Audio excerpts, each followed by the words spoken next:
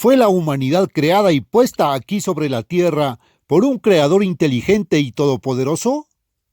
De ser así, ¿cuál es el propósito de la vida humana y por qué la humanidad lo desconoce totalmente?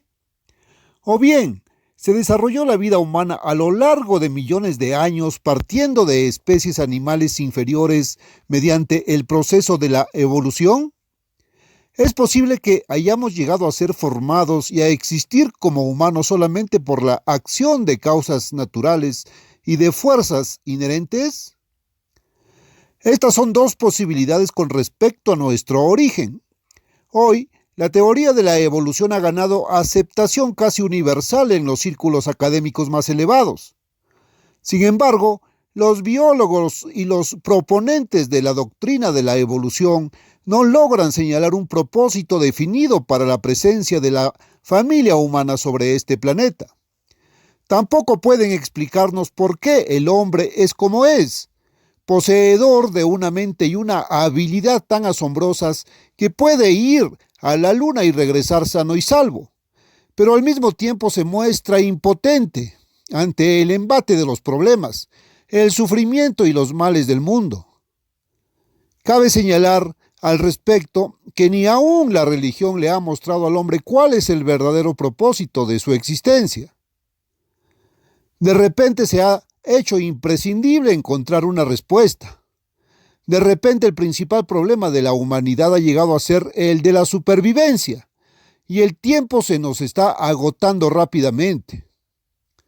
¿Cuál es la causa de estos males que aumentan a paso acelerado? Ni los biólogos evolucionistas ni las religiones del mundo nos han dado hasta ahora una explicación. No ofrecen soluciones, no nos dan alguna esperanza. Hoy nos encontramos ante un hecho aterrador. Cualquiera de un número cada vez mayor de gobernantes puede precipitar al mundo en la Tercera Guerra Mundial, una guerra nuclear que podría eliminar la vida humana de sobre la faz de la Tierra. ¿Ha progresado el hombre hasta tal grado que está a punto de destruirse a sí mismo? ¿Es este el fin de la línea evolutiva? ¿Es esta la forma en que la ciencia y la tecnología están a punto de dar el golpe mortal a todas las religiones del mundo? ¿Existe acaso una fuente de luz que pueda iluminar en forma hasta ahora no reconocida este asunto de vida o muerte? ¿Existe acaso la posibilidad de que haya nuevas perspectivas reveladas en la Biblia, claves esenciales para la supervivencia de la humanidad y la paz del mundo, pero no reconocidas por los teólogos, por el judaísmo ni por el cristianismo tradicional? Si es así, dada la posibilidad inminente de la extinción del género humano y el tiempo que se agota, no hay tiempo que perder. Debemos buscar de inmediato la respuesta. En esta hora crítica de la existencia humana, no pedimos disculpas por enfocar nuestra atención directamente sobre la asombrosa revelación que ha sido rechazada por la ciencia y la educación superior, por señalar aquellas verdades esenciales que han sido pasadas por alto por la religión. El libro, que tiene como título la Santa Biblia, afirma él mismo ser la revelación del conocimiento básico e indispensable, el manual de instrucciones que el Creador envió con el producto supremo de sus manos, el ser humano. ¿Puede acaso este libro, el menos entendido de todos, revelar el propósito para el cual se encuentra la humanidad sobre la tierra? ¿Explica acaso por qué el hombre es como es, tan creativo y a la vez tan destructivo? ¿Explica acaso por qué el hombre se muestra totalmente incapaz de solucionar sus propios problemas a pesar del asombroso poder de su intelecto y de su genio productivo? ¿Ofrece este libro soluciones? ¿Nos da una esperanza? Para todas estas preguntas, la respuesta enfática es un rotundo sí. En cambio, si recurrimos a la teoría de la evolución o a las enseñanzas de las religiones, la respuesta, lamentablemente, es no. ¿No sería entonces la más grande de las locuras el negarnos a examinar con honradez estas soluciones tan desesperadamente necesarias? He aquí pues el mensaje crucial de nuestro Hacedor a la humanidad en esta hora crítica de la historia humana. Prepárese, apreciado lector, para recibir sorpresas. El hecho de que esta dimensión ausente en el conocimiento haya sido pasada por alto a lo largo de miles de años por la religión, la ciencia y la educación es tan asombroso como el hecho de que nuestro Creador, en los primeros 2 capítulos de su libro revelado de instrucciones, nos diga clara y enfáticamente que el hombre no es simplemente un animal superior ni un alma inmortal. Estos 2 primeros capítulos del libro de Génesis refutan la teoría de la evolución de 2 maneras. El primer capítulo de la Biblia afirma en forma absoluta que Dios existe, que Él creó los cielos y la tierra. También revela en forma absoluta que el hombre no es un descendiente de especies animales inferiores y que no es simplemente un animal superior. Y en el segundo capítulo, Dios mismo declara en forma absoluta que el hombre no es un alma inmortal, todo lo contrario a la creencia fundamental de muchas, tal vez de la mayoría de las religiones. Las primeras palabras de la Biblia son: en el principio creó Dios los cielos y la tierra. Génesis 1:1. No se trata de un quizá o un tal vez. No es una teoría. Es simplemente una afirmación absoluta. Hay otra importante revelación en el principio mismo que debe tenerse en cuenta.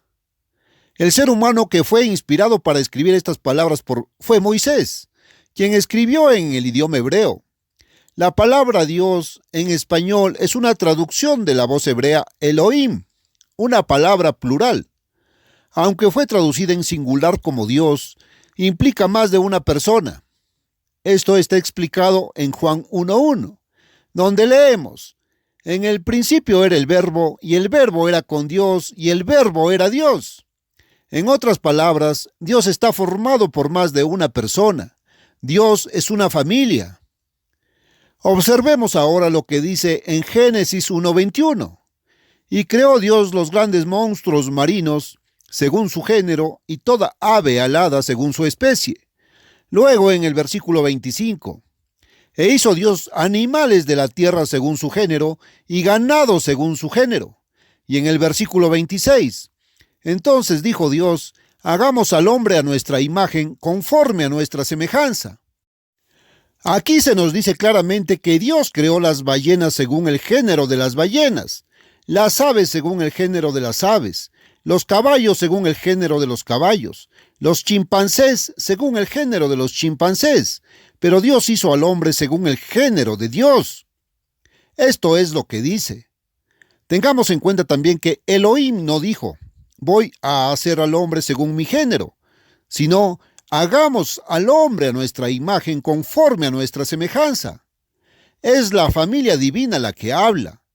Me permito explicar aquí que en el versículo 4 del segundo capítulo del Génesis se introduce otro nombre nuevo y diferente para Dios. En hebreo es YHWH, Elohim. En las versiones en español, la voz hebrea YHWH se traduce como Jehová, Yahvé o Yahvé. No hay una sola palabra en español que encierre todo el significado de la palabra YHWH.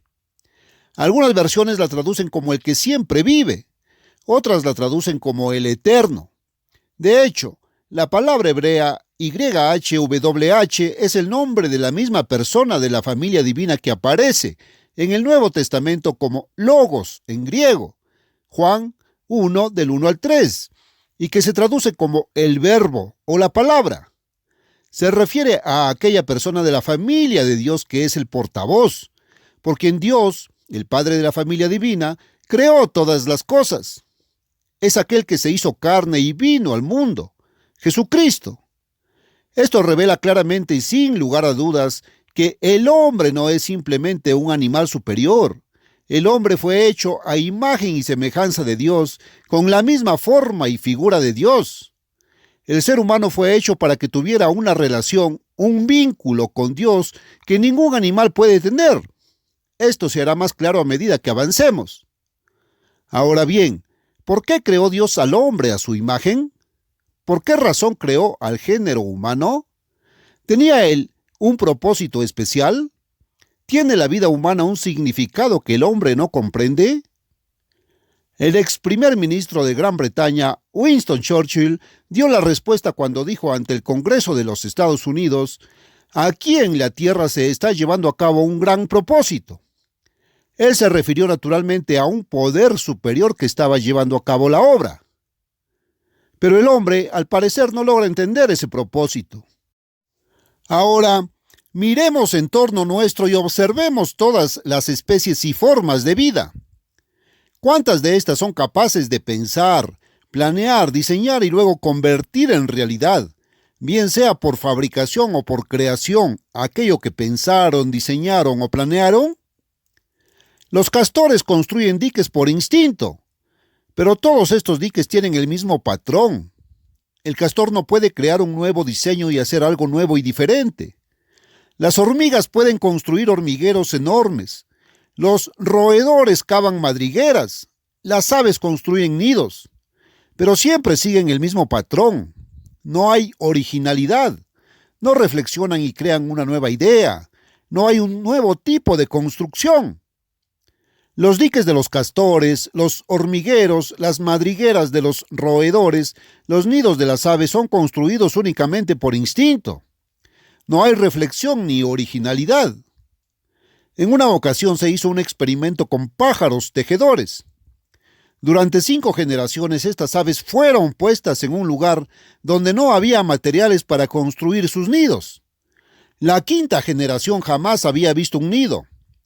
Cuando los materiales para construir nidos, al igual que otros materiales, se pusieron a su alcance, la 5ª generación inmediatamente construyó nidos, y eran nidos de pájaros tejedores, no de gorriones o de golondrinas o de águilas. La evolución no puede explicar el hecho de que los animales estén dotados de un instinto tan maravilloso, y sin embargo haya una ausencia total de intelecto en ellos. Tampoco puede explicar el porqué de la ausencia del instinto en el hombre, o el inmenso abismo que media entre los poderes del cerebro animal y los de la mente humana. El hombre puede diseñar y construir grandes presas, como la gran presa de Asuán en Egipto. Puede construir grandes túneles por debajo de montañas o de ríos. Puede inventar y construir automóviles, aviones, buques de guerra, submarinos. Únicamente el hombre, entre todo lo que Dios ha creado, tiene facultades que se acercan a un verdadero poder creativo.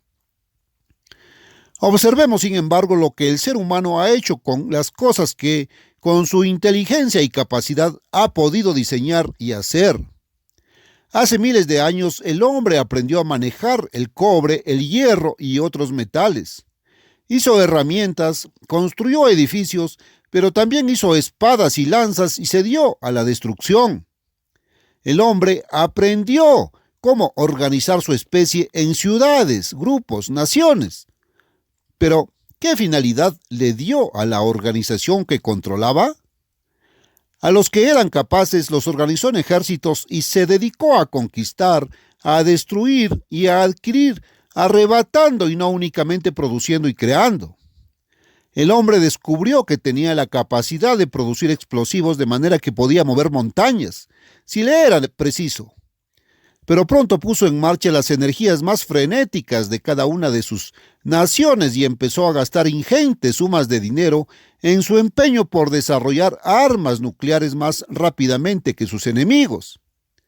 Ahora está produciendo armas de destrucción masiva que pueden borrar toda la vida de este planeta. Un médico rural muy filosófico me dijo una vez que él creía que todo lo que la mano del hombre había tocado de la creación de Dios lo había contaminado, manchado, ensuciado y arruinado. En aquel entonces su afirmación me pareció extremista. No obstante, desde que me dijo eso, hace casi medio siglo, he venido observando y estoy casi convencido de que tenía razón. No hacen falta más explicaciones. Basta mirar en torno nuestro y observar. Si reflexionamos, veremos cómo el hombre, dotado de una porción del poder creativo de Dios mismo, el único ser que lo tiene, utiliza este poder para diseñar, planear, inventar y producir medios de destrucción. Observemos las grandes fábricas de las principales ciudades industriales. Allí hierve y ruge la actividad creadora del hombre. En su tremendo desarrollo industrial, el ser humano ha mostrado que tiene facultades que se acercan un poco a la actividad y los poderes divinos. Pero hay una falla mortal en todo esto. El hombre ha aprendido a ejercer poderes mecánicos, inventivos y científicos que sobrepasan el desarrollo de sus habilidades para dirigir sus esfuerzos creativos por canales rectos y constructivos. ¿Por qué puso el Creador omnisapiente al hombre sobre la tierra? Fue el Creador quien diseñó e hizo al hombre como es, con su intelecto y su extraordinaria capacidad, y sin embargo tan destructivo y tan impotente ante sus propios problemas. Muchos se quedarán estupefactos al escuchar la verdadera explicación de la repugnante situación mundial, su causa, cómo llegó a este estado y el verdadero propósito de la existencia humana. Pero la verdad es que podemos leerlo con nuestros propios ojos en nuestra propia Biblia. Hay escrituras que hasta hoy el hombre ha pasado por alto y ha rechazado.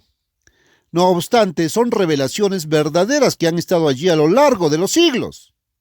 Más aún, la Biblia misma nos dice, si estamos dispuestos a escuchar, ¿por qué estas verdades fundamentales han sido rechazadas y pasadas por alto? ¿Sorprendente? De veras, sorprendente.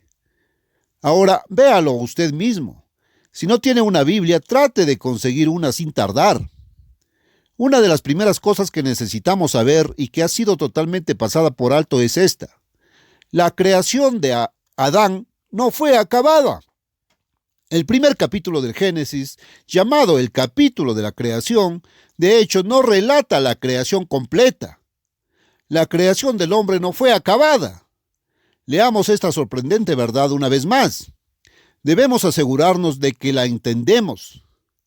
Lo que fue creado, según lo revela Génesis 1, fue la creación física.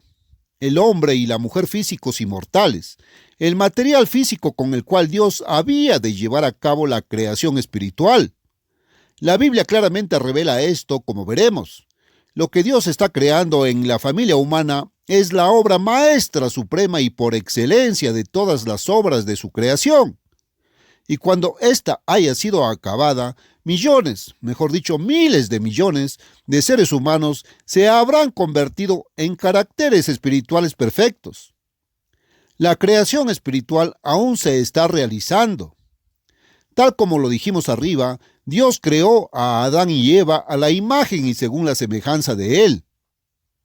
Dios creó a los animales, cada uno según su género, mas creó al hombre según la especie de Dios, esto es, en cuanto a forma y figura, pero no en cuanto a composición espiritual. Génesis 2:7 dice claramente, entonces el eterno Dios formó al hombre del polvo de la tierra y sopló en su nariz aliento de vida, y fue el hombre, materia física, un ser viviente. La versión Reina Valera de la Biblia, edición de 1909, dice, y fue el hombre un alma viviente. Ver también 1 Corintios 15:45. Cuando Dios hizo que el hombre respirara aire por su nariz, ese hombre compuesto de materia física de la tierra se convirtió en un alma. El alma se compone de materia, no de espíritu. Esto no es lo que muchos creen, pero es lo que la Biblia afirma. La Biblia dice además, el alma que pecare, esa morirá. Ezequiel 18:20. Dios se compone de espíritu. Juan 4:24. No de materia física. Sin embargo, en ninguna parte dice la Biblia que el hombre es un espíritu. En ninguna parte de las Sagradas Escrituras podemos encontrar la expresión alma inmortal o inmortalidad del alma. En Génesis 2:7, Moisés utilizó la palabra hebrea nefesh, la cual es traducida como alma o ser, mientras que en Génesis 1:20, 21 y 24, esta misma palabra hebrea se utiliza con relación a la vida animal y se traduce 3 veces como ser. Vemos pues que el hombre es un ser físico y mortal como cualquiera de los animales. Continuemos ahora con Génesis 2:8. Y el eterno Dios plantó un huerto en Edén, al oriente, y puso allí al hombre que había formado. Y el eterno Dios hizo nacer de la tierra todo árbol delicioso a la vista, y bueno para comer. También el árbol de vida en medio del huerto, y el árbol de la ciencia del bien y del mal. Versículo 9. Y mandó el eterno Dios al hombre diciendo: de todo árbol del huerto podrás comer, mas del árbol de la ciencia del bien y del mal no comerás, porque el día que de él comieres, ciertamente morirás. Versículos 16 y 17. Observemos que si hay desobediencia, Dios dice: ciertamente morirás. El hombre es mortal y morirá. Así lo dice Dios. Ahora bien, ¿qué es lo que hemos visto? Dios hizo al hombre mortal, compuesto de materia física. En Génesis 3:19, Dios le dijo a Adán: polvo eres y al polvo volverás. Dios le estaba hablando al hombre consciente, a la mente humana. Observemos lo que está simbolizado y lo que se revela aquí. El árbol de la vida simbolizaba la vida eterna. Adán y Eva aún no poseían vida inmortal. Esta les fue ofrecida gratuitamente como un don de Dios. No obstante, ellos tenían que escoger. También había en el jardín otro árbol simbólico, el árbol de la ciencia del bien y del mal. La decisión errónea de tomar de ese árbol prohibido les acarrearía la pena de muerte.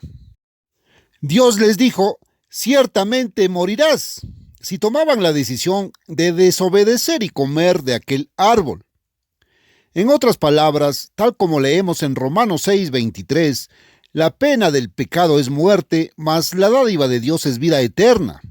Esto muestra claramente que Dios les reveló el Evangelio.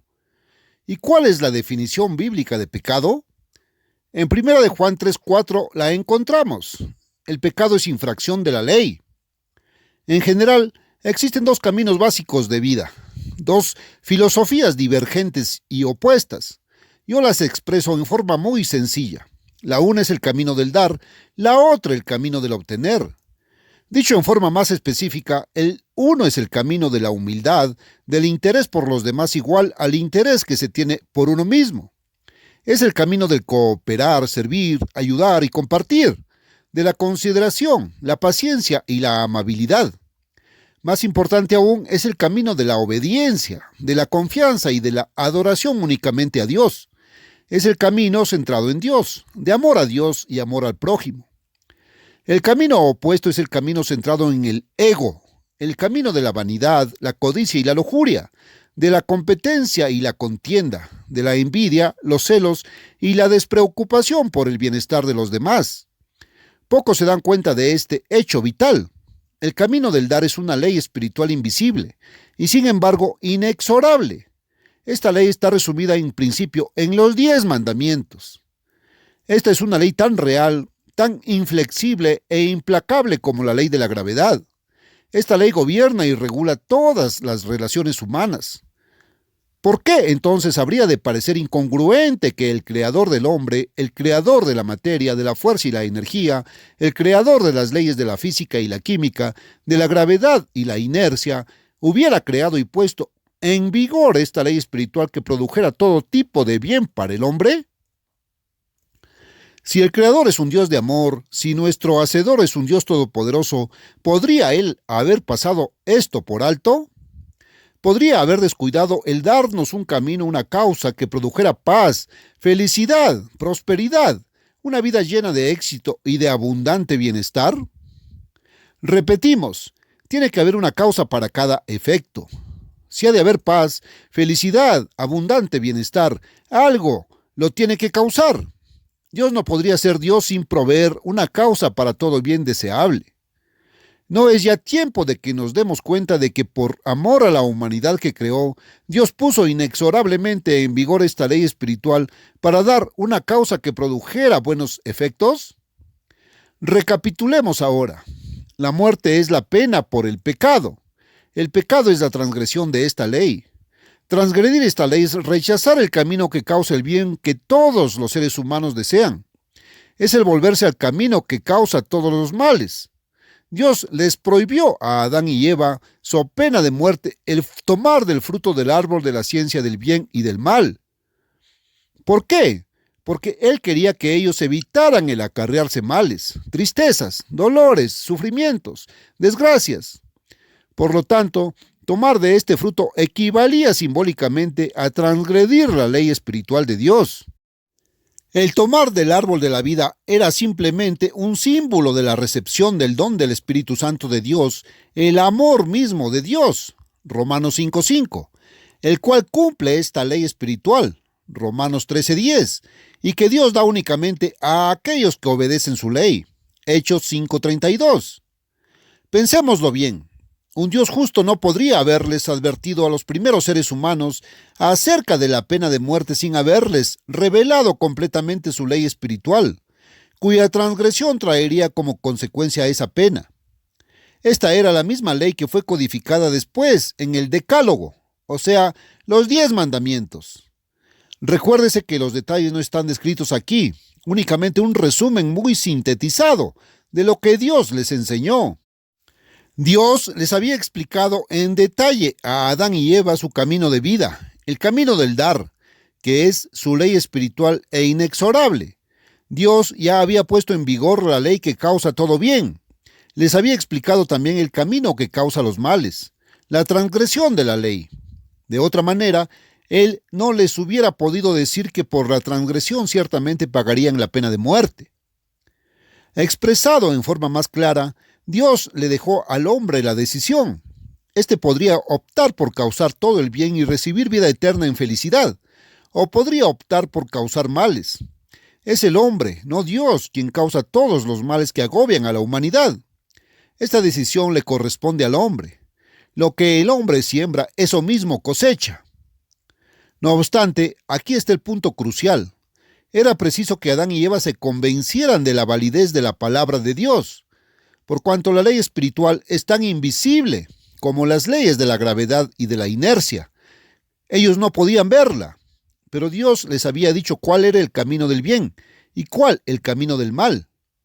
Ahora llegamos al capítulo 3 del Génesis, pero la serpiente era astuta, más que todos los animales del campo que el eterno Dios había hecho. Versículo 1. Aunque gran parte de la Biblia está escrita en símbolos, la Biblia explica sus propios símbolos. Es, por supuesto, algo muy pasado de moda creer en el diablo, pero la Biblia claramente se refiere a un diablo llamado Satanás. En Apocalipsis 12:9 y 20:2 se explica claramente que el símbolo de la serpiente representa al diablo. Observemos ahora cómo se llevó a cabo la tentación. Satanás se acercó astutamente primero a la mujer. Abordó al hombre por medio de su esposa. La serpiente dijo a la mujer: ¿con que Dios os ha dicho, no comáis de todo árbol del huerto?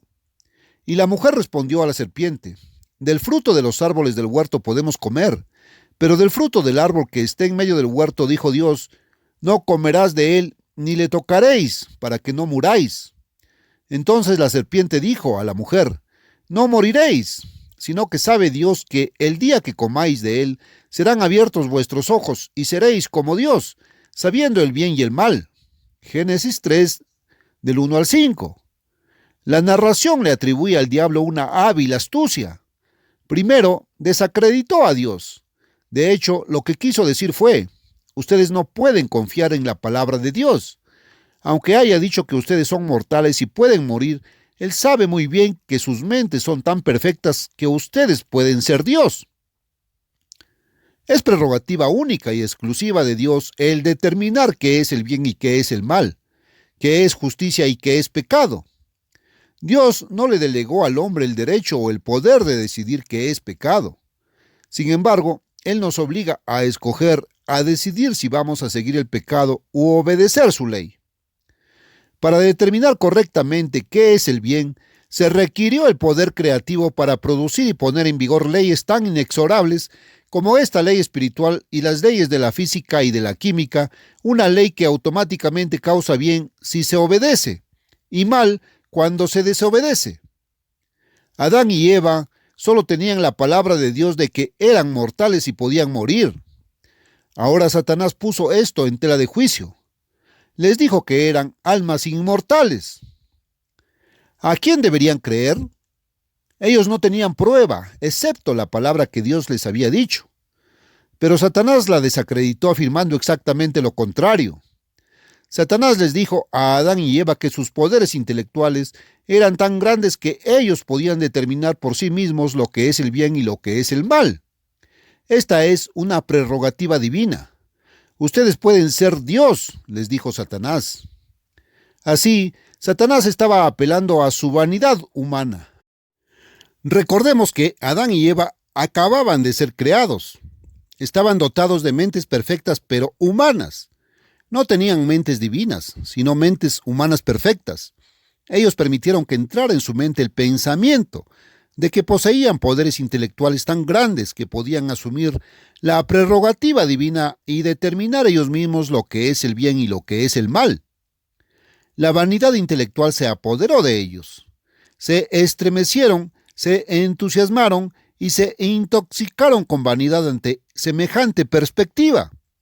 Después de todo, ¿cómo podían estar seguros de que Dios les había dicho la verdad?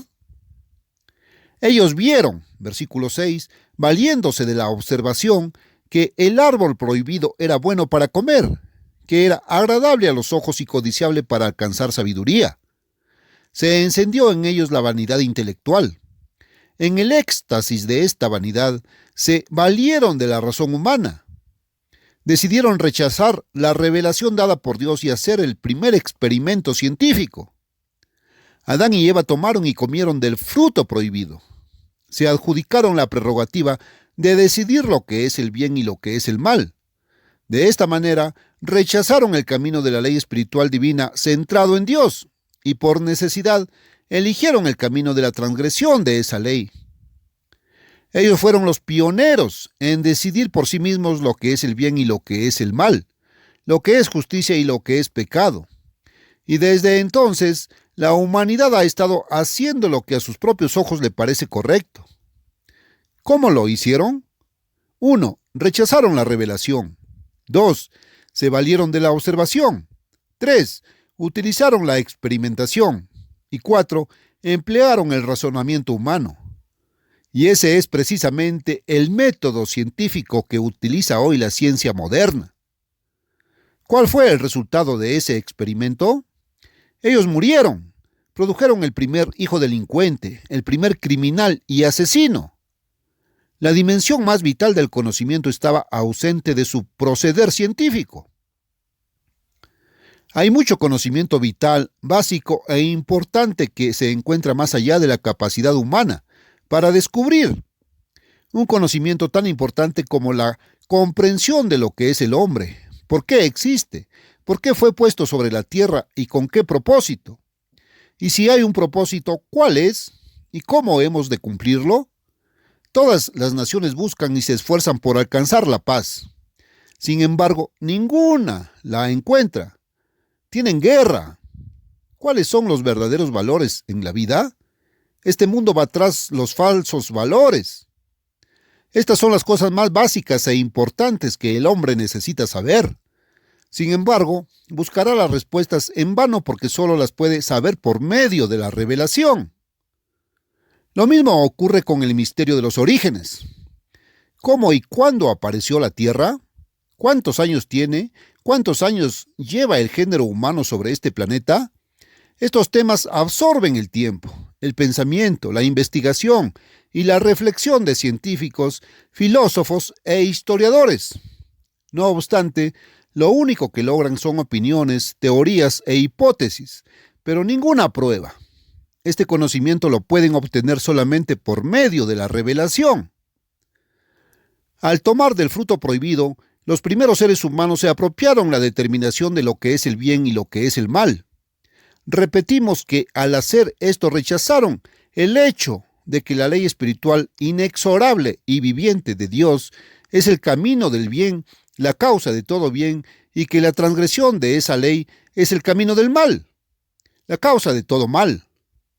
Puesto que ellos y la humanidad en general después de ellos se han apropiado la determinación de lo que es el bien, por necesidad han seguido el camino contrario a la ley de Dios. Han seguido el camino que ha producido toda la vasta montaña de males que ha descendido sobre este mundo enfermo. Ellos se convirtieron en competidores con el Dios vivo. Por eso está escrito en Romanos 8:7. Los designios de la carne son enemistad contra Dios, porque no se sujetan a la ley de Dios, ni tampoco pueden. ¿Cuál es entonces esta dimensión ausente en todo el conocimiento? Es la revelación de Dios, porque aunque fue rechazada por los primeros seres humanos y aunque es rechazada por la humanidad en general, Dios le legó a la humanidad su revelación de conocimientos básicos. La tenemos por escrito. La Santa Biblia es esa revelación. Contiene historia, instrucción, profecía y revelación de conocimientos básicos. La Biblia no contiene todo el conocimiento. Contiene el conocimiento básico y fundamental que al hombre por sí mismo le es imposible alcanzar. ¿Qué es entonces lo que está errado en la producción de conocimiento? La dimensión más vital del conocimiento falta. Con frecuencia hemos afirmado que el error surge generalmente de una falsa premisa y que se toma descuidadamente por cierta, sin tener pruebas, y luego se construye sobre la misma. Cuando la hipótesis o premisa básica es falsa, toda la estructura construida sobre ella se derrumba con ella. Ya hemos mencionado cuáles son los procedimientos de la ciencia moderna: observación, experimentación y razonamiento.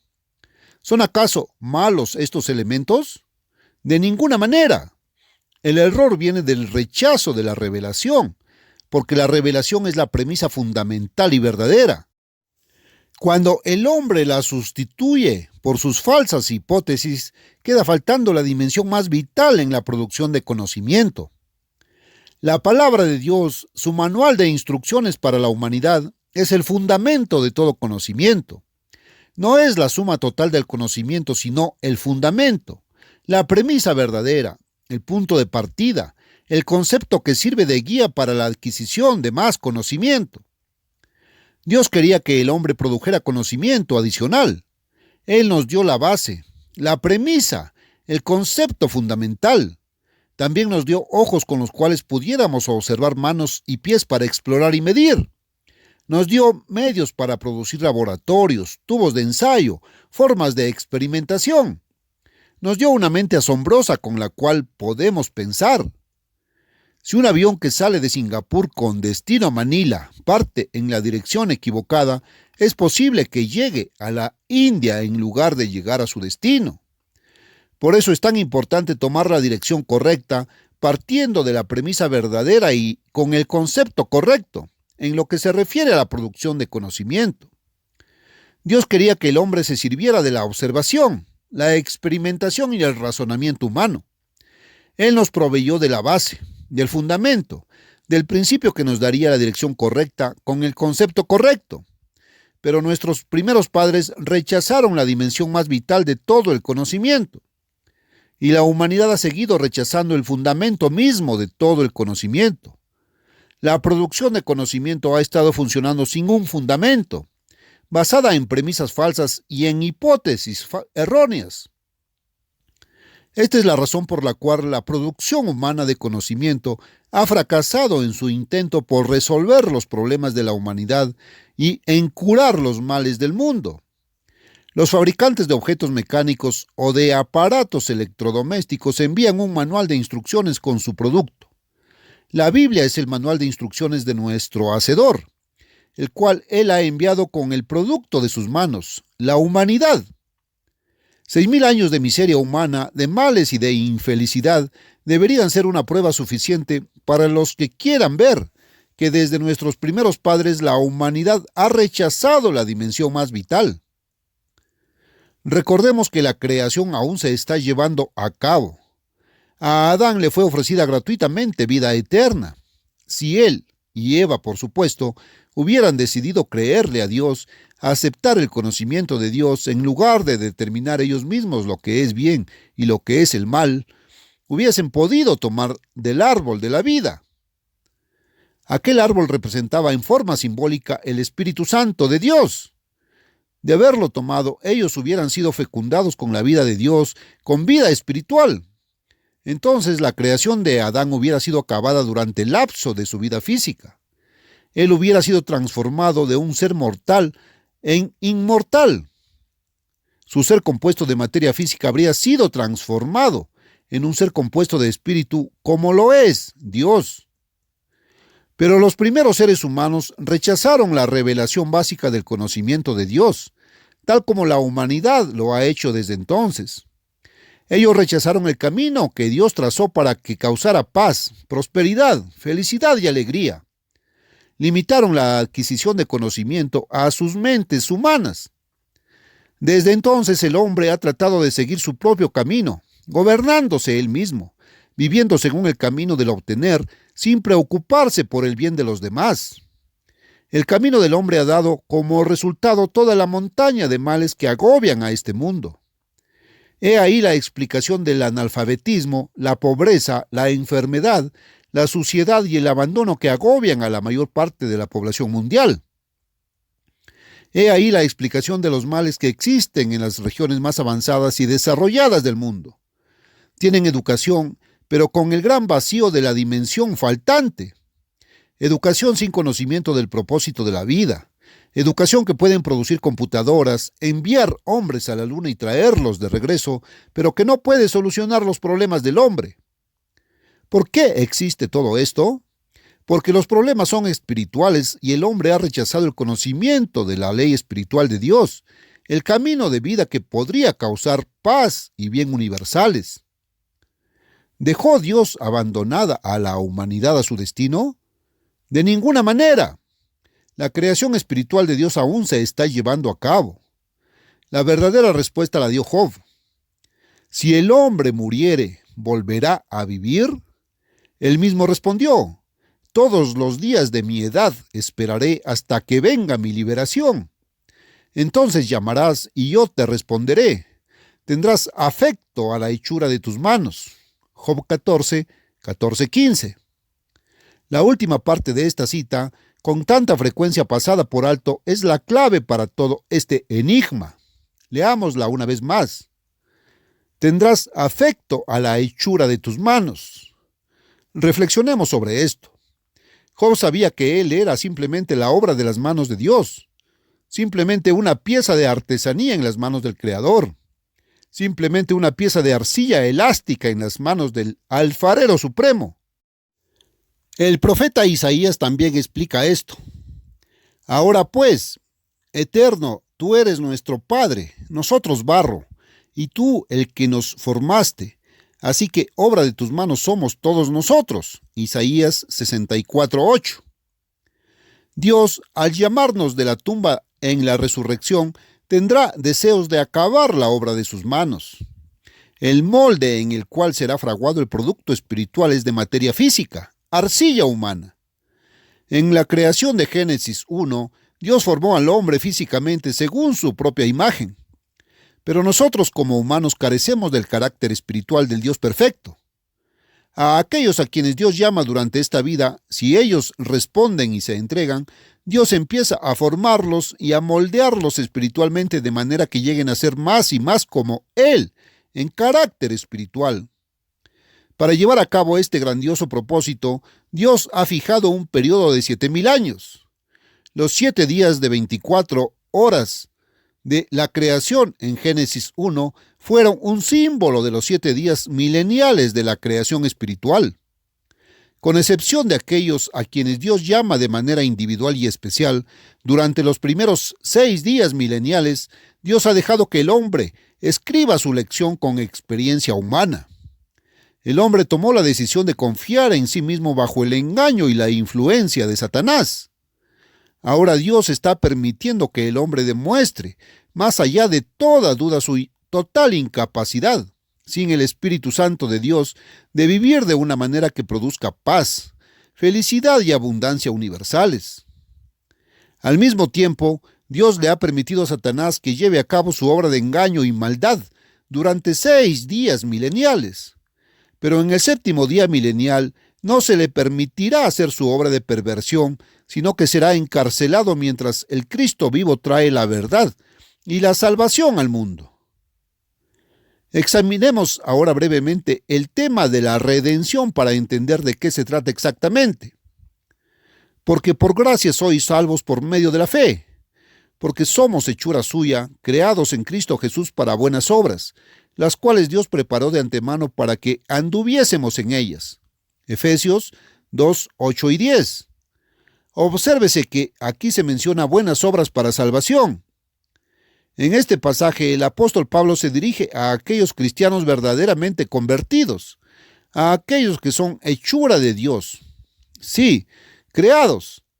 Ahora están siendo creados. ¿Con qué objetivo? ¿Con qué propósito? Léalo usted mismo. Para buenas obras, para el desarrollo de un carácter espiritual perfecto. El apóstol Pablo no se refiere aquí a la creación de Adán, hace 6,000 años. Él se refiere a los cristianos, a los que están siendo creados ahora para buenas obras. Nosotros somos hechura de sus manos. El Creador aún está creando. Él está moldeando, dándole forma, cambiando y transformando nuestro carácter en su carácter espiritual, justo, noble y santo. Sí, Dios está creando en nosotros este carácter perfecto. La salvación entonces es un proceso. Pero, ¿cómo quisiera el Dios de este mundo, 2 Corintios 4:4, cegar nuestros ojos para no ver y comprender esta verdad? Él trata de engañarnos, haciéndonos pensar que lo único que tenemos que hacer es aceptar a Cristo, sin obras, y luego, en un abrir y cerrar de ojos, quedamos declarados salvos. No obstante, la Biblia revela que el que persevere hasta el fin, éste será salvo. Mateo 24:13. De modo que si alguno está en Cristo, nueva criatura es. 2 Corintios 5:17. Sí, una nueva creación. Renovaos en el espíritu de vuestra mente y vestíos del nuevo hombre, creado según Dios en la justicia y santidad de la verdad. Efesios 4:23-24. Todo esto empieza en la mente. El arrepentimiento, el primer paso hacia la salvación, es un cambio en la mente. Nosotros creemos con la mente. Cuando recibimos el Espíritu Santo y éste mora en nosotros, ocurre una renovación de la mente. Gradualmente, por medio del estudio de la Biblia, del aprender a vivir por cada palabra de Dios, por la continua corrección y la oración constante, la misma mente de Dios se va formando dentro de la persona que se ha entregado. Así, el nuevo hombre, un carácter espiritual santo, está siendo creado en rectitud y en verdadera santidad. En esta nueva creación que Dios lleva a cabo en el hombre, éste debe nacer de nuevo. Dios hizo a Adán únicamente de materia. Jesús le dijo a Nicodemo, lo que es nacido de la carne, carne es. Luego, él le explicó que debemos nacer de nuevo para entrar en el reino de Dios. No nacer de nuevo de la carne, no entrando de nuevo en el vientre de nuestra madre, como pensó Nicodemo, sino como seres nacidos del Espíritu, nacidos de Dios. Así como nacimos de la carne siendo hijos de nuestro Padre humano, asimismo debemos nacer del Espíritu, del Padre celestial y espiritual. Esta transformación se lleva a cabo en el gran propósito de Dios cuando un hombre llega a ver cuán equivocados son sus caminos. Los caminos del ser humano mortal, que piensa y vive de manera opuesta a las leyes reveladas por Dios. La primera etapa es el arrepentimiento, someterse al Dios Todopoderoso. Nosotros somos ahora los moldes de arcilla en las manos del alfarero supremo. Si en esta vida nuestros pensamientos y nuestros caminos se transforman hasta que realmente lleguemos a ser, en carácter espiritual, nuevas criaturas en Cristo Jesús, conformados a su voluntad, entonces el modelo de arcilla trabajado, modelado y formado por Dios según su voluntad, será convertido finalmente en una creación espiritual acabada. Toda esta creación empieza en Cristo y es terminada por Él. Dios creó todas las cosas por medio de Jesucristo. Colosenses 1:16. Jesucristo fue el trabajador que creó al primer Adán. Él es quien se convirtió en nuestro ejemplo viviente, quien vino al mundo para mostrar el camino y llegó a ser el primogénito de entre los muertos. Colosenses 1:18, Romanos 8:29. El primer hombre espiritual acabado y perfecto. Ahora, llegamos al propósito supremo de la vida humana.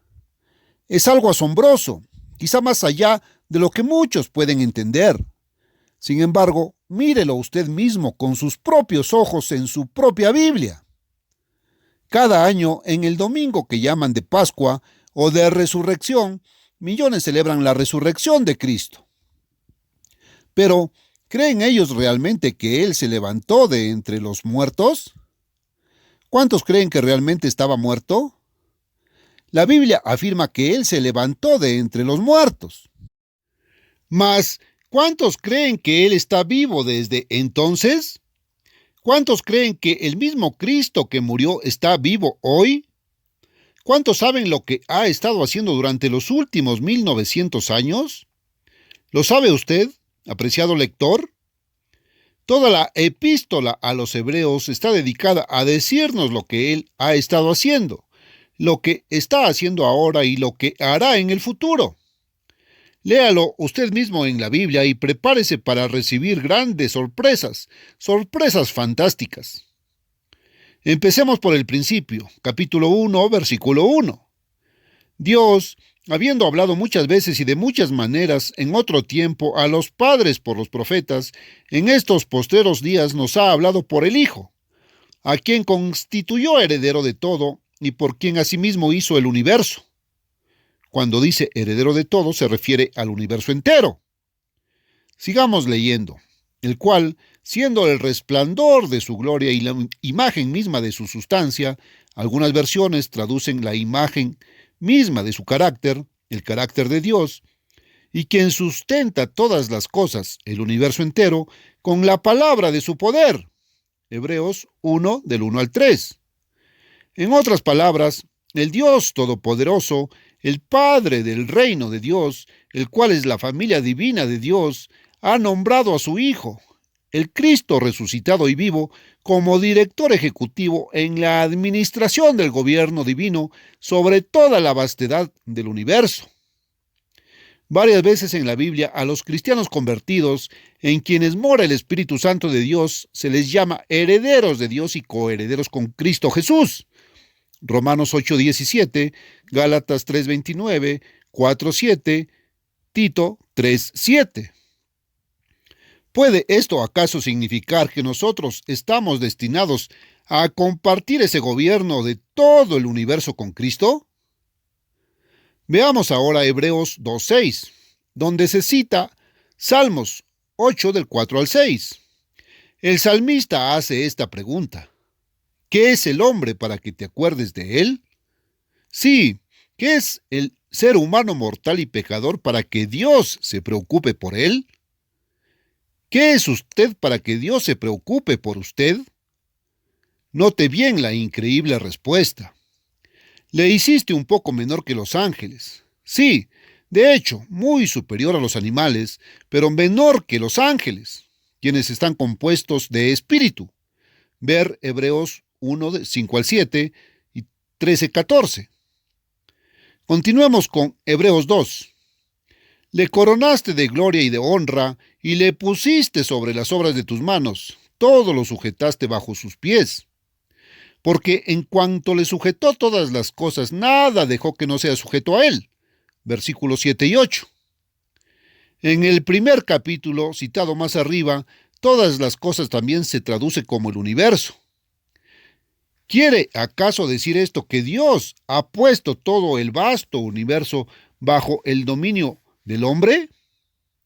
Esto es algo tan extraordinariamente fantástico que ni aun los teólogos lo creen. No obstante, observemos la última frase de este versículo. Pero todavía no vemos que todas las cosas le sean sujetas. Esto lo explica: Dios no ha puesto la vastedad del universo bajo el mando y el gobierno del hombre todavía. No será así mientras aún seamos humanos. El hombre hasta ahora se ha mostrado incapaz de gobernarse a sí mismo. No, aún no vemos al hombre con tan fantástico poder. ¿Qué vemos entonces? Leamos el siguiente versículo, el versículo 9. Pero vemos a aquel que fue hecho un poco menor que los ángeles, a Jesús, quien fue hecho mortal como nosotros somos ahora, coronado de gloria y de honra, a causa del padecimiento de la muerte, como se explica en el primer capítulo, coronado como director ejecutivo del universo, para que por la gracia de Dios gustase la muerte por todos, porque convenía a aquel por cuya causa son todas las cosas y por quien todas las cosas subsisten. Dios creó todas las cosas por Jesucristo. Colosenses 1:16, que habiendo de llevar muchos hijos a la gloria, perfeccionase por aflicciones al autor de la salvación de ellos. Versículos 9 y 10. ¿Entendemos lo que esto dice? Habiendo de llevar muchos hijos a la gloria. Nosotros, los seres humanos que nos hayamos arrepentido, llegamos a creerle a Dios, a creer lo que Él dice, a creer el conocimiento que nos revela por medio de la Biblia. En lugar de rechazar el conocimiento de Dios como Adán y Eva lo hicieron, como lo rechazan la mayoría de los científicos y los altos académicos, nos convertimos en los hijos de Dios cuando Él pone dentro de nosotros su Espíritu Santo. Nosotros somos los hijos que Él está preparando para esta gloria suprema. Ahora, entendamos esto. Cristo es el autor de nuestra salvación. Hebreos 2:10. Esto también puede ser traducido como el pionero, quien ha entrado primero antes que nosotros en su gloria sin igual. Él ya ha heredado todas las cosas, el universo. Pero examinemos toda la frase. Que perfeccionarse por aflicciones al autor de la salvación de ellos. ¿Cómo? Como fue aún el mismo Cristo perfeccionado por aflicciones. Observemos lo que dice el versículo 11. No se avergüenza de llamarlos hermanos. Cristo en gloria no se avergüenza de llamarnos, a quienes tenemos el Espíritu Santo, a quienes confiamos en Él y le obedecemos, hermanos. Y aunque era hijo, por lo que padeció, aprendió la obediencia, y habiendo sido perfeccionado, vino a ser autor de eterna salvación para todos los que le obedecen. Hebreos 5, 8, 9. Ahí lo vemos una vez más. Jesús es el autor de nuestra salvación. Él la escribió con su experiencia y esta fue la primera realización de una salvación.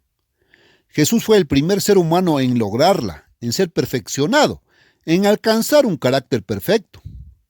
Jesús aprendió, Él sufrió, y el resultado de todo ello fue la perfección. ¿Lo capta usted? ¿Empieza a entenderlo? Satanás no trastornó el plan de Dios. Todo lo que ha sucedido, Dios lo previó y lo permitió, con un propósito.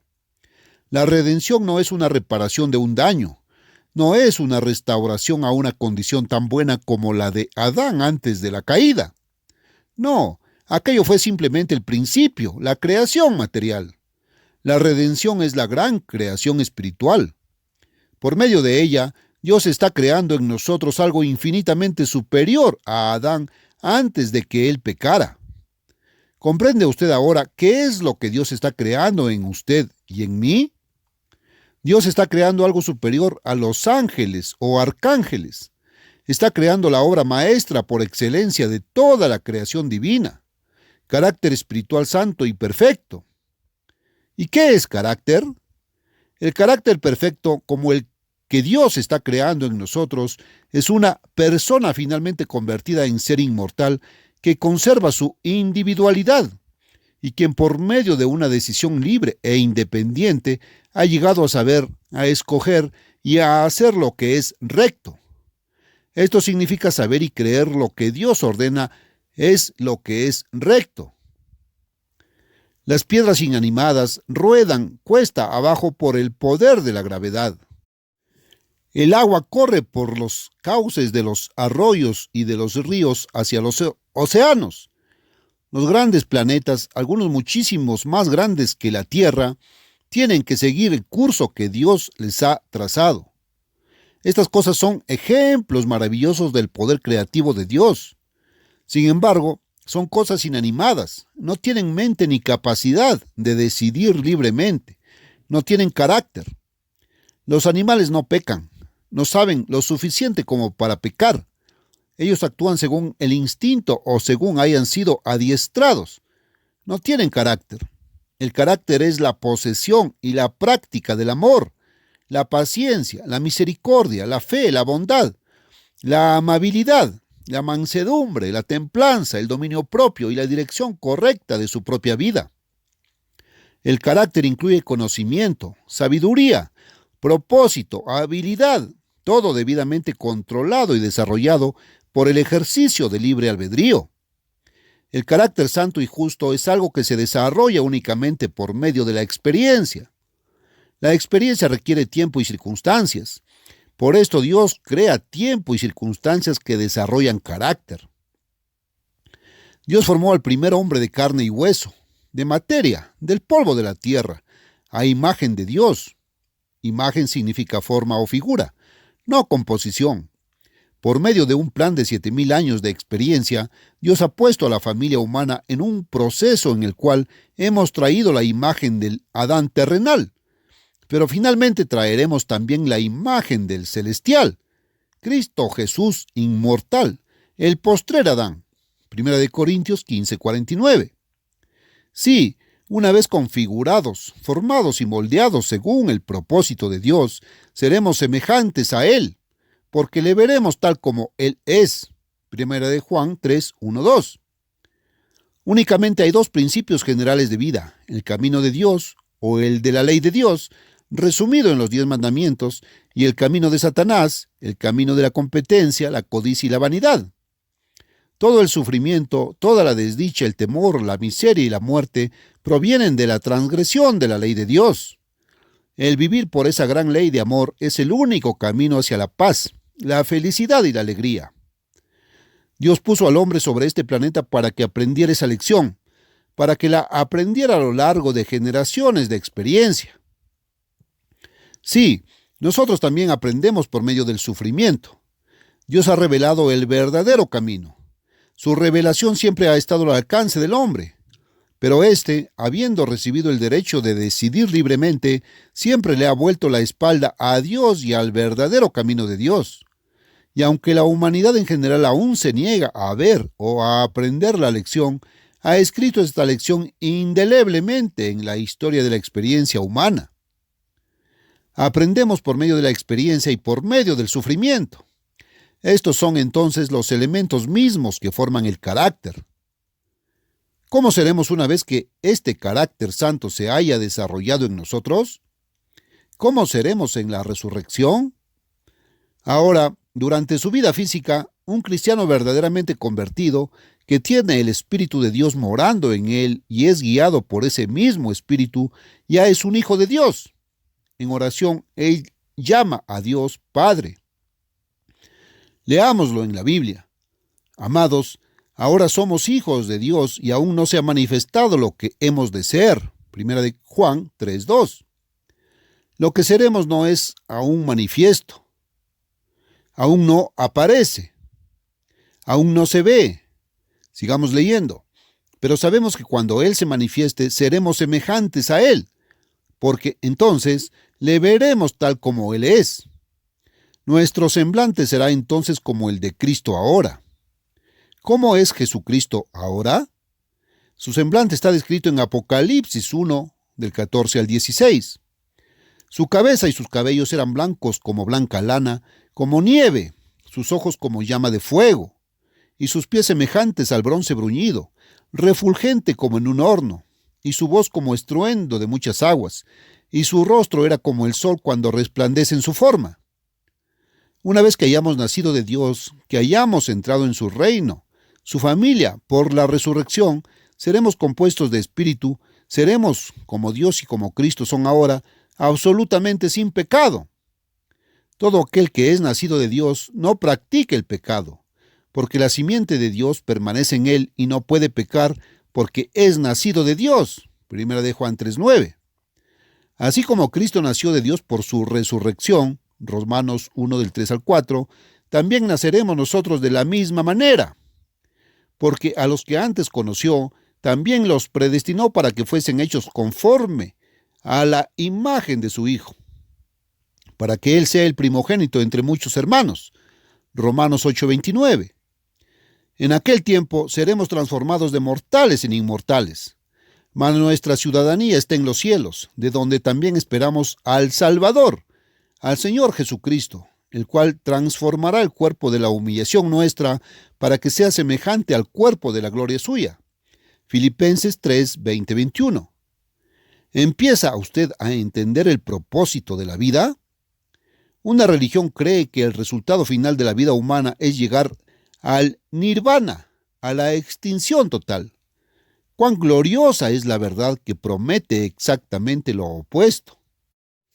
El propósito de la vida es que en nosotros Dios está realmente procreando su propia especie o su propio género.